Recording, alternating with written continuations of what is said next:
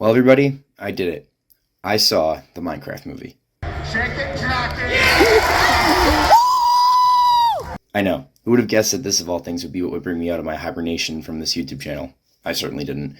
But there's no way that I could not throw my 2 cents into the ring after watching this because, my god, it was an experience. First of all, I saw this movie opening night, and it was legitimately the most entertaining experience I've ever had at any movie theater, ever. Sure, people were constantly screaming and making a general ruckus, but it actually felt nice to just be part of something and cheer along with them for once. Unfortunately, I was born well past the era of event movies like The Dark Knight and the Harry Potter films, so this was a nice change of pace for me compared to just seeing a movie 3 weeks after release in an almost completely empty room. But how does this movie hold up as an actual movie and not just a meme? Well, that's kind of the thing. This movie barely even qualifies as a movie at all outside of the memes. Seriously, once you strip away all the fanfare surrounding it, you're really not left with much of anything else. And I think that's probably by design, because, well, it's the Minecraft movie. It's a movie attached to an IP with a huge aging fan base that's happy to have the spotlight again. Also, along with those longtime fans, Minecraft is the most popular video game ever. There are still tons of Gen Alpha iPad kids who play it. And on top of all of that, a lot of the movie has a good amount of ridiculous overacting done by a guy who perfected the art of ridiculous overacting decades ago, which makes this entire movie primed and ready for clippable scenes, aka memes. I'm willing to bet cold hard cash that the execs at Warner Brothers knew all of what I just said before a single shot of this movie was filmed, and that was what was going to make this movie hundreds of millions of dollars at the box office.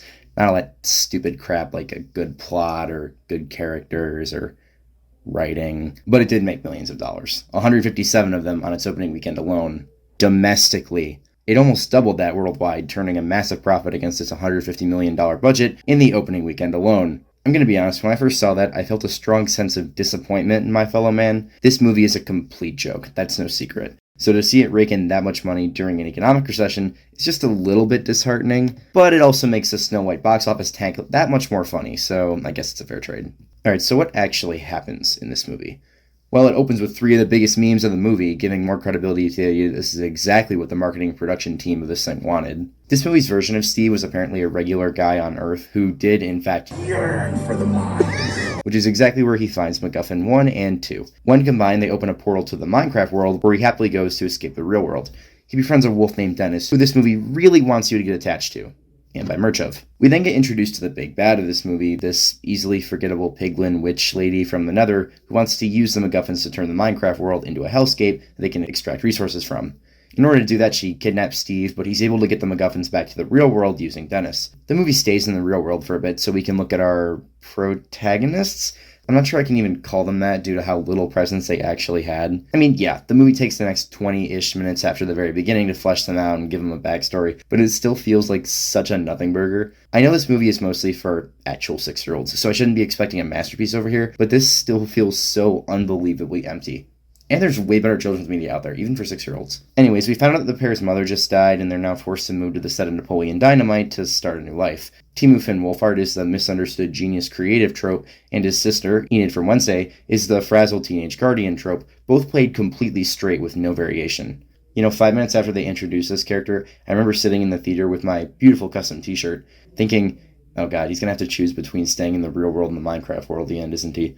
And sure enough, that's exactly what happens an hour later. Honestly, if you want a slightly better version of this movie, just go and watch Ghostbusters Afterlife. The 2 teenage sibling characters in that movie are essentially the same exact people, but played by better actors with better scripts, and the conflicts in that movie are way more interesting than whatever they have going on here.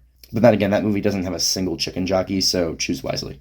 Jason Momoa is also here, playing a more annoying version of Peter Dinklage's character from Pixels. He's a guy who used to be a video game champion in the 80s and is now a washed-up loser, running a barely functioning retro store and filling it with random trash from storage units. It's here where the story actually starts, when he finds the MacGuffin that Steve hid on Earth in one of the units and puts it up for sale in the store, where Not Finn Wolfhard finds it and uses it to go to the Minecraft world. Through a series of wacky circumstances that aren't important at all, Not Finn, Enid, Jason Momoa, and the siblings' real estate agent, Token Black, end up in the Minecraft world, and the portal closes behind them because the MacGuffin got damaged. Back in the Nether, the piglin witch thing found out that the MacGuffin is back in the Minecraft world, so she lets Steve go to retrieve it for her. But instead of doing that, Steve goes and rescues the 4 from some shockingly good-looking renditions of zombies. Real quick, I do want to talk about one thing that I actually did like about this movie, and that's the visuals. While this movie does largely feel like a corporate product, the visuals alone make it clear to me that at least one person working on this actually gave a shit about the game of Minecraft. The environment and the creatures in this actually do look like what I would imagine hyper-realistic things from Minecraft to look like. The swords, that freaky pink sheep from the trailers, the iron golems, the nether portal, the wolves, all of it looks great. Granted, sometimes it's a little terrifying, like the villagers with human ears, and the sheep thing from earlier, and the creepers having this weird grassy texture, but I think that just comes with the territory of making Minecraft realistic. There's some weird shit in there. Anyway, Steve is going to help these guys out of there by finding them a new MacGuffin piece, but the only problem is that it's on the other side of the map, meaning that this is now a road trip MacGuffin quest movie. After realizing that this was the direction that the movie was about to turn into for the rest of its runtime, I let out a sigh of disappointment because I realized that I could have stayed home and just watched Puss in Boots: The Last Wish instead. So they set off on this quest, and it's pretty much exactly what you'd expect. They go to a village, and we see some more quality content like Jack Black singing about chicken.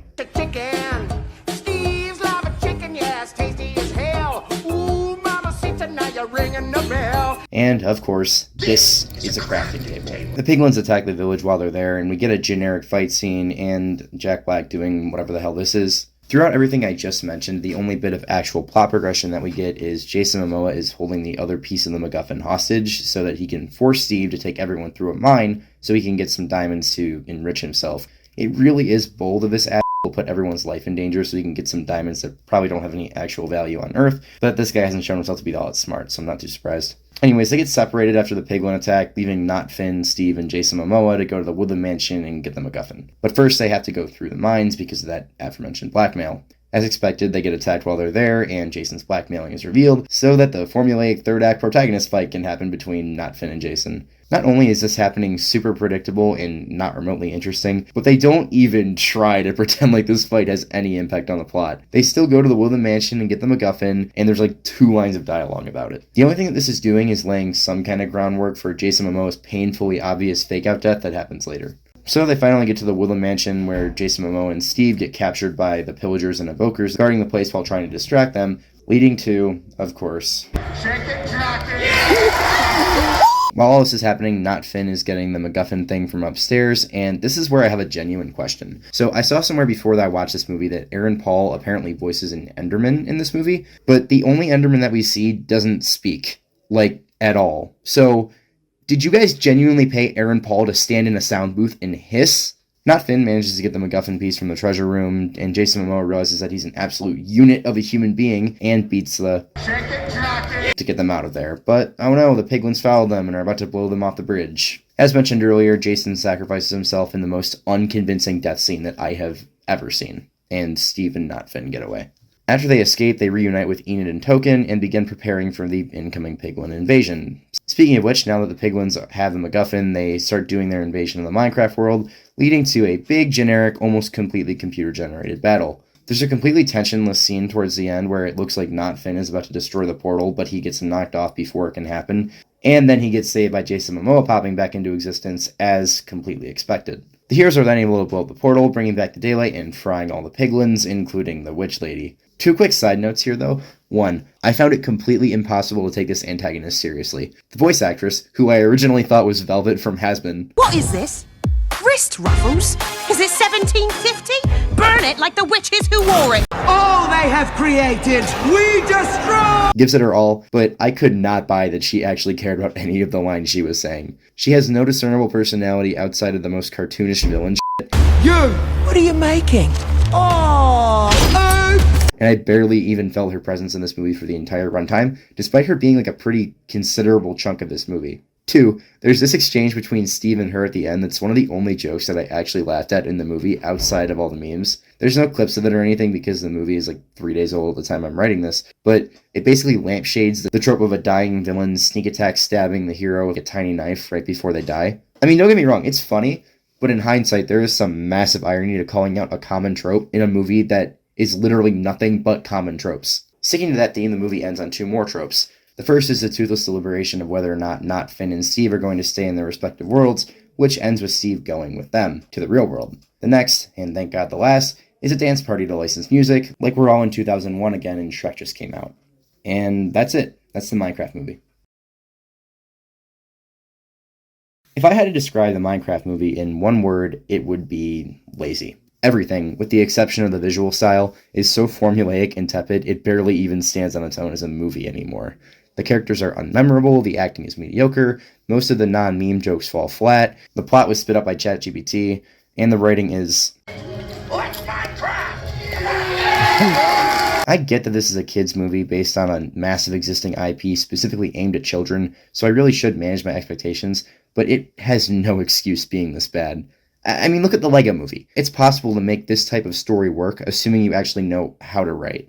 I was mostly joking before when I said it feels like this movie was written by AI, but honestly at this point I wouldn't be surprised. It was either that or just massive focus group testing. It had to have been one of those things for the result to be this soulless. What's really weird to me about this movie is that the visuals are so good and everything else is so terrible. The team responsible for the visuals must have been completely separate from every other part of this production because it looks genuinely amazing. If not for the visuals, this movie would have been one of the easiest 2 out of 10s I could possibly give, but because they are there, I'm going to say 4 out of 10. The visuals alone double the score. If you really want to go see this movie because the experience of seeing the Me movie in person sounds entertaining, I say go for it. I knew that this movie was going to be ass going into it, but I still had a blast seeing it at my local theater. I totally understand the novelty of that. However, if you're watching this review after its theater cycle is over and you somehow haven't seen it yet, don't bother. It's kind of like the Barbie movie, honestly. That's like the closest comparison I can draw. That movie was incredibly mid, but the theater fanfare elevated it to levels that I don't think anybody would have ever thought possible. And, unfortunately, I feel like the same thing is going to happen to this one.